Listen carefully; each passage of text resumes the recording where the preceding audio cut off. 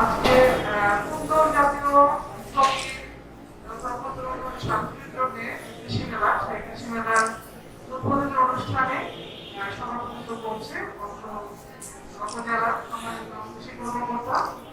এই মেলার এখন উপস্থিত আছে জেলা বিভিন্ন দলকে আগত আমাদের সঞ্জয় রাজনৈতিকবৃন্দ, উপস্থিত আছেন আমাদের জেলা পরিষদ কর্মকর্তা, বিভিন্ন দপ্তরের কর্মকর্তাবৃন্দ, আরো উপস্থিত আছেন বিসিএসসি শাহজালালগঞ্জ ছাত্রছাত্রীবৃন্দ এবং আমাদের প্রিন্ট সেক্টরে মিডিয়ার সাংবাদিকবৃন্দ সহ সম্মানিত সুধীবৃন্দ, আসসালামু আলাইকুম।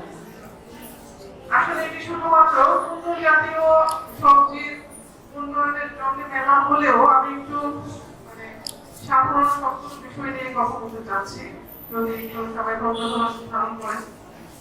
আপনারা সবাই জানেন, আমরাও জানি যে বাংলাদেশ কৃষি প্রধান দেশ এবং কৃষি হচ্ছে সারা পৃথিবীর সব থেকে প্রাচীনতম পেশার মধ্যে অন্যতম পেশা এবং প্রথম পেশা, যেটি মানুষ শুরু করেছিল কৃষির মাধ্যমে তার জীবনের তাগিদে খাদ্য উৎপাদনের জন্য, তাদের নিজেদের চাহিদা মেটানোর জন্য।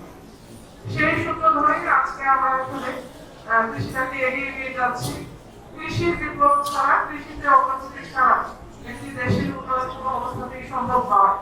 কারণ একজন মানুষের যে মৌলিক প্রথম চাহিদা খাদ্য, সেটি কিন্তু এই কৃষির মাধ্যমেই আসে। কৃষিতে অত্যন্ত বিনিয়োগ সাধিত হয়েছে। আপনারা জানেন যে আমাদের আগেও আমাদের মনে হয়েছে যে 15-20 বছর আগেও আমাদের জমিগুলো আসলে এক ফসলি বা দুই ফসলের মধ্যেই সীমাবদ্ধ ছিল। কিন্তু ইতিমধ্যে আপনারা জেনেছেন কৃষি অধিদপ্তরের মাধ্যমে যে একটি জমিতে 4 ফসলি পর্যন্ত কিন্তু উৎপাদন করা যায়।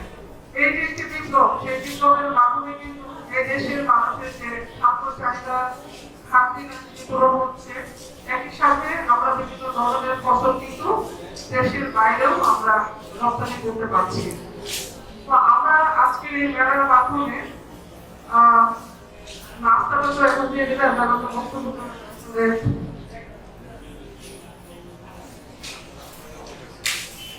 আমার বক্তব্য বেশি দীর্ঘায়িত করবো না, যারা একটু শোনো যে কৃষিতে যে বিপ্লব সাধিত হয়েছে, আমাদের কিছু বিষয়ে এখন আসলে অনেক বেশি কাজ করার প্রয়োজন আছে। কৃষি ডিপার্টমেন্ট তার নিরলস পরিশ্রম করে যাচ্ছে, আরো বেশি কাজ করার প্রয়োজন আছে।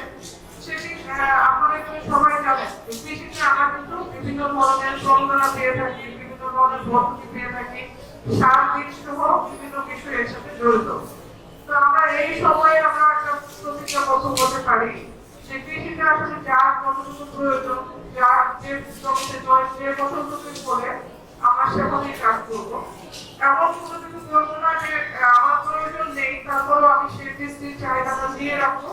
তাতে যদি সমস্যা হয় যে একজন প্রকৃত কৃষক সে চাইলে কিন্তু সেই সুবিধাটা থেকে বঞ্চিত হবে।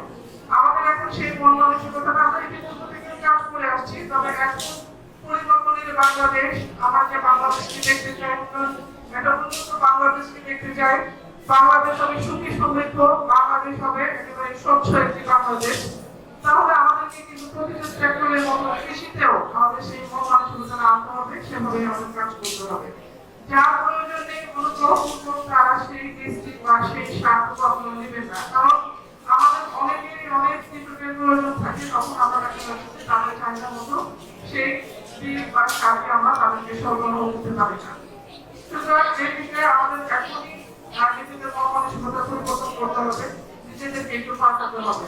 আরেকটি বিষয় হচ্ছে কৃষকরা কিন্তু এই বিষয়টা ভালো বোঝে যে মাটির গুণগত মান, পরিবেশ, আবহাওয়া এই অনুযায়ী কিন্তু ফসল উৎপাদন করতে হয়। অর্থাৎ যে জায়গাটি নিচু, সেই নিচু জায়গার উপযোগী যে ফসলগুলো তাকে নির্বাচন করতে হবে, তাকে সেখানে উৎপাদন করতে হবে। একই সাথে মাটির গুণগত মান অনুযায়ী কিন্তু তাকে ফসল উৎপাদন করতে হবে। এই বিষয়ে আমি দৃঢ়ভাবে বিশ্বাস করি কৃষি অফিস তাদেরকে সবসময় সহযোগিতা করে আসছে।